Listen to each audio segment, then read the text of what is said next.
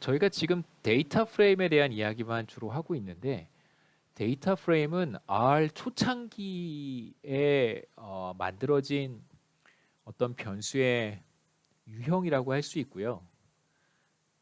이후에 이제 최근 들어서 R의 어떤 뭐 요즘은 또 R을 많이 안 쓰더라고요. 파이썬으로 많이 또 이렇게 옮겨가는 추세여서 뭐 여하튼 최근 들어서 이제 R을 전보다 더 많이 사용하기 시작하면서 데이터 프레임의 형태를 가지고 뭔가 작업을 광범위하게 작업하는 것이 어렵다고 많이 판단을 했다고 들었습니다. 그래서 이 데이터 프레임을 조금 이제 확장해서 조금 더 플렉서블한 형태의 어떤 변수 타입을 만들었는데 그게 이제 팁을이라고 하고요. 그래서 이 팁을 형태의 어떤 기본적으로 데이터 프레임의 성격은 다 가지고 있습니다. 그래서 뭐 전혀 여러분 이게 데이터 프레임과 매우 비슷한 형태의 유형이라고 생각하시면 되고요.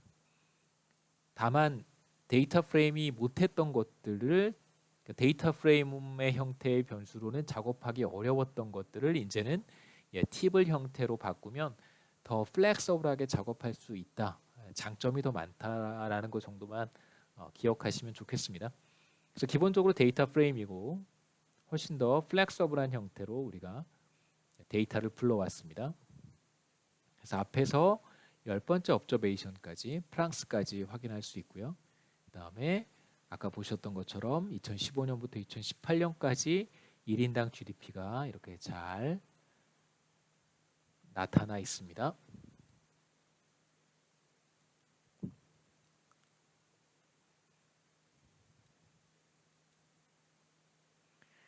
네, 보시면 RStudio에서 다시 한번 보시죠.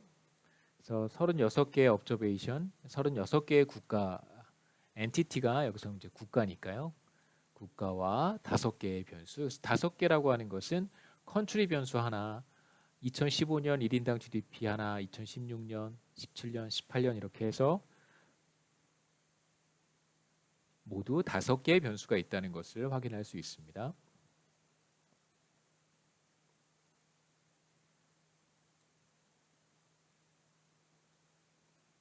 그 다음에 이제 제가 아까 사실은 이제 실수였긴 했지만 제가 워킹 디렉토리가 그 다를 거라고 생각을 못했었습니다. 워킹 디렉토리가 달라서 실수를 하긴 했지만 불러오고 싶은 파일이 워킹 디렉토리가 아닌 다른 곳에 있는 경우 이 path를 지정하면 되겠습니다. 그래서 제가 붉은색으로 표시를 했는데요. R에서는 반드시 슬래시를 쓴다는 거 이렇게 해서 불러올 수도 있습니다.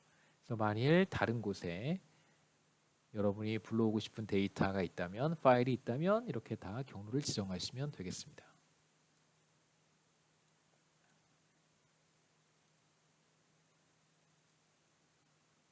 제가 한번 다른 곳에 똑같은 파일이 있었을 때 한번 작업해 본 것인데요. 제가 했으니까 참고하시면 좋겠습니다. GDP가 어떻게 생겼는지 확인하는 또 간단한 방법을 하나 보여드릴 텐데요. view라고 하는 함수를 사용하셔도 되고 반드시 v는 대문자입니다. view라고 하는 함수를 사용하셔도 괜찮고 아니면 자 여기 자 이것을 클릭하셔도 이 아이콘을 클릭하셔도 됩니다. 제가 한번 클릭해 보겠습니다. 자 그러면 콘솔 윗부분에 자 이렇게 데이터가 어떻게 생겼는지 확인하실 수 있습니다.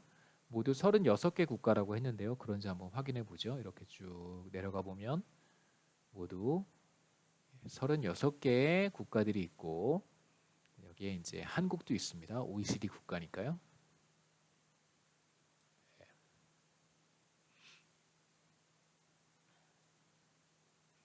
아니면 이제 view라고 직접 입력하셔도 되는데 저희가 여기 아이콘을 클릭을 할 때 자연스럽게 이쪽에서 view라고 하는 명령어가 실행이 된 것입니다. 제가 입력하지 않았는데 여기 클릭만 하면 view라고 실행이 됩니다. 직접 입력하셔도 됩니다. 한번 해보겠습니다. 닫아버리죠. 지우고요. 제가 직접 view라고 입력을 해보면 그러면 이렇게 똑같이 위쪽에 데이터 프레임이 어떻게 생겼는지 확인할 수 있습니다.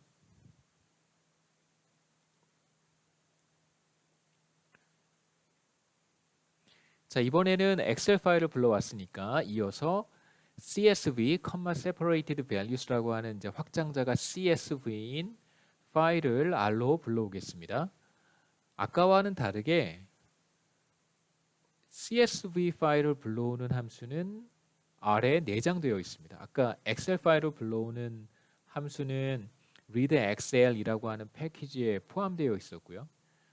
CSV 파일을 불러오는 함수는 R에 내장되어 있습니다. 여하튼 1단계 조심하셔야 되는 것이 현재 작업 중인 워킹 디렉토리에 해당 파일이 있어야 되고요. 만약에 없다면 그 파일이 R로 불러오고 싶은 파일이 어디 있는지는 알고 있어야 됩니다. 제가 아까 경로를 직접 지정했던 것처럼 그렇게 하셔도 괜찮으니까요. 두 번째 단계는 CS 파일을 불러오기 위해서 별도의 패키지를 설치하실 필요는 없고 read CSV라는 함수를 사용하시면 되겠습니다. 그리고 세 번째는 직접 입력을 해서 실행을 하는 것이죠. 자, 만일 파일이 워킹 디렉토리에 없다면 이렇게 경로를 지정하시고 다시 한번 말씀드리지만 슬래시를 이용하셔야 됩니다. 자, 여기에 이제 일종의 옵션을 지정할 수 있는데 일종의 옵션입니다. 그래서 string as factors라고 되어 있는데요. strings as factors라고 하는 것을 true, false 둘 중에 하나를 선택하는 것입니다. 그래서 F로 설정을 제가 했는데 자, 이거의 의미는 뭐냐면 우리가 불러오려고 하는 파일에는 문자가 들어있을 수 있습니다. 지금 제가 불러오려고 하는 GDP CSV라고 하는 파일은 우리가 조금 전에 불러왔던 엑셀 파일과 기본적으로 모양새가 동일합니다. 이렇게 국가의 이름이 맨 첫 번째 컬럼에 있고요. 그 다음에 숫자들이 이렇게 쭉 뒤따라 나오는데 여기서 문제가 되는 것은 여기 문자들입니다. 국가 이름이 이제 문자로 되어 있죠. 숫자가 아니라. 자, 그런데 우리가 read CSV라고 하는 함수를 사용할 때 조심해야 되는 부분이 하나 있는데 그게 바로 이것을 설정하지 않게 되면 CSV 파일에 있는 문자들, 지금 이런 문자들이죠. 이런 문자들이 R로 불려왔을 때 문자가 아니라 이제 범주형 변수로 변환되는 그런 문제점이 생기게 됩니다. 그래서 범주형 변수라고 하는 거는 뭐 우리가 카테고리라고 여러분 생각하시면 좋은데요. 그래서 예를 들면 이런 걸 생각해 보실 수 있습니다. 우리가 불러오려고 하는 변수가 잠깐 지워버리죠. 우리가 불러오려고 하는 변수가 예를 들어서 이게 성별일 수도 있습니다. 그러면 성별은 여기 예를 들어서 문자로 female이라고 돼 있고 두 번째는 male, 세 번째는 female, 뭐 이렇게 male 이렇게 돼 있을 수 있단 말이에요. 자, 이런 경우에는 우리가 이런 문자는 그냥 내버려 두면 물론 우리 지금 CSV 파일을 확장자가 CSV 파일 얘기만 하고 있습니다. 이런 경우에는 그냥 불러와도 그러니까 read CSV 하고 이런 옵션을 사용하지 않아도 이건 기본적으로 범주형 변수잖아요. 카테고리입니다. 성별은 F 아니면 M이니까 이건 카테고리이기 때문에 굳이 문자로 변환할 필요 없이 그냥 read CSV를 하면 자연스럽게 이 변수는 범주형 변수, 그러니까 팩터 변수라고 아래서는 부르는데 팩터 변수로 변환이 되기 때문에 아무 문제가 없습니다. 그러니까 이런 형태의 변수들은 우리가 뭐 특별히 조심할 필요가 없는데 지금 문제는 국가 이름이란 말이에요. 국가 이름은 이건 범주형 변수가 아니잖아요.